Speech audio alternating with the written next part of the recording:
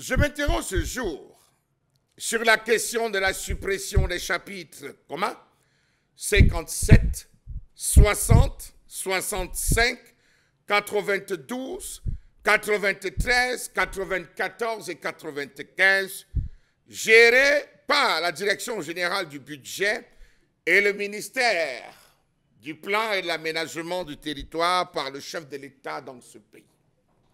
Le président de la République a ordonné, dit-on, la suppression des lignes budgétaires 65 et 94 dès l'exercice 2026. Jugées opaques et souvent pointées du doigt pour leur manque de traçabilité, ces lignes seront désormais remplacées par des dotations destinées à couvrir des dépenses exceptionnelles et imprévues, dans la limite de 10% du budget de l'État. Une réforme qui marque la volonté du chef de l'État de rompre avec une pratique budgétaire longtemps critiquée. Le document qui fixe les grandes lignes de la loi de finances initiale pour l'exercice 2026 est adressé spécifiquement au Premier ministre, au ministre d'État, aux ministres délégués, aux secrétaires d'État et aux gouverneurs des régions. Selon l'article 2, la circulaire présente le contexte macroéconomique, fixe les objectifs prioritaires de l'action publique, les orientations de la politique budgétaire globale, ainsi que les dispositions pratiques pour l'élaboration du budget de l'État au titre de l'exercice 2026. Autrement dit, réflexion simple, le président de la République vient de prescrire au gouvernement de faire une mutation des chapitres communs de sa propagande présent et qui présente la situation comme s'il avait demandé, traduction des faits, une suspension. Mieux encore, c'est uniquement le mécanisme de décaissement de cette enveloppe budgétaire qui, au principe et au premier regard, à la première observation, nous indique clairement ce qui va changer. Avant, les petits copains pouvaient s'arranger pour vider ces lignes à bon escient.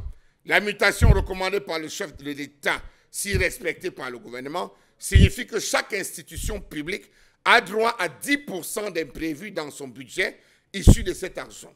En d'autres termes, un ministère peut dépasser son budget de 10% et aller chercher cet excédent dans ses chapitres communs. Il suffira juste de justifier un imprévu.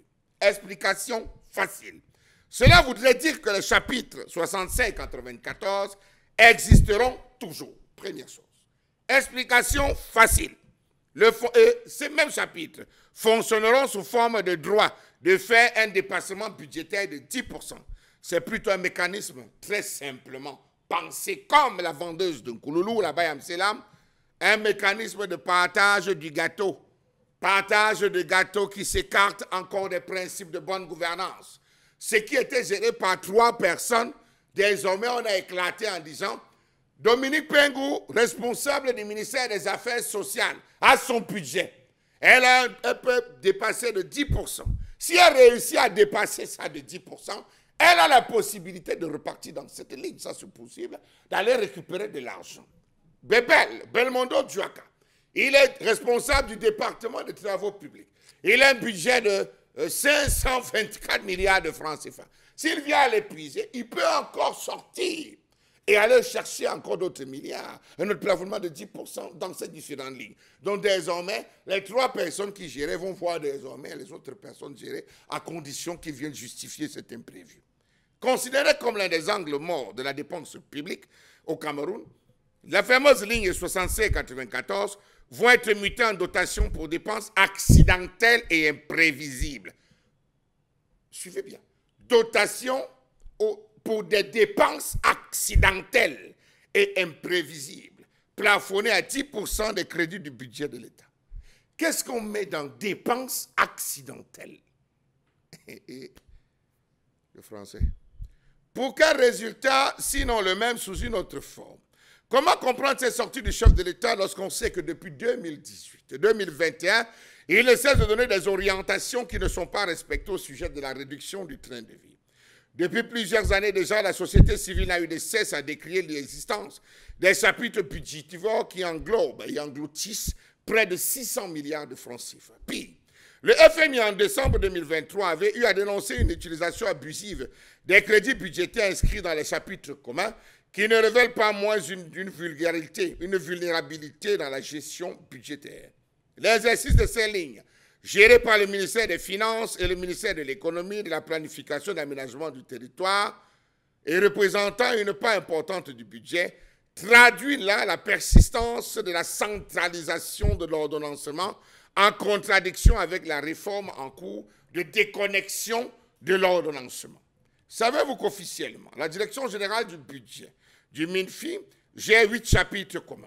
Les chapitres 55, pensions, 56 et 57, dettes publiques extérieures et intérieures, chapitre 60, subventions et contributions, 65, dépenses communes, 92, participations, 93, réhabilitation, restructuration, 95, report.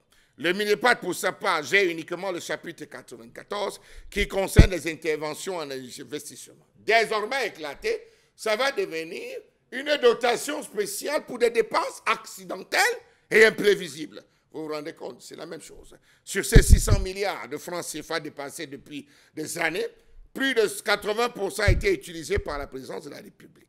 Les chiffres émanant du rapport FMI font état de ce que les chapitres communs ont représenté entre 40% et 45% du budget de l'État pour les années 2019 et 2022, dont 19% pour les chapitres 57, 65 et 94 en 2022. Tandis que, précise le FMI, les bonnes pratiques internationales en matière suggèrent un pourcentage du budget général. Voilà ce qui, pendant plusieurs années, avait payé l'essentiel des cours séjours privés et d'autres dépenses farfelues qui rentraient dans le cadre de la mauvaise gouvernance du pays. À la suite de la traditionnelle lettre circulaire portant orientation du budget 2026, fort a été pour tous les Camerounais de se reposer les mêmes questions. Mais vers quoi et dans quoi sommes-nous encore en train de rentrer? Comment comprendre que les simples recommandations du Parlement lors du débat d'orientation budgétaire ne soient pas respectées? Il suffit de voir tout ce qui se fait ces jours pour comprendre qu'au fond, tous boivent, mangent, se divertissent, se reposent, siestent, se soignent, investissent sur le dos des Camerounais.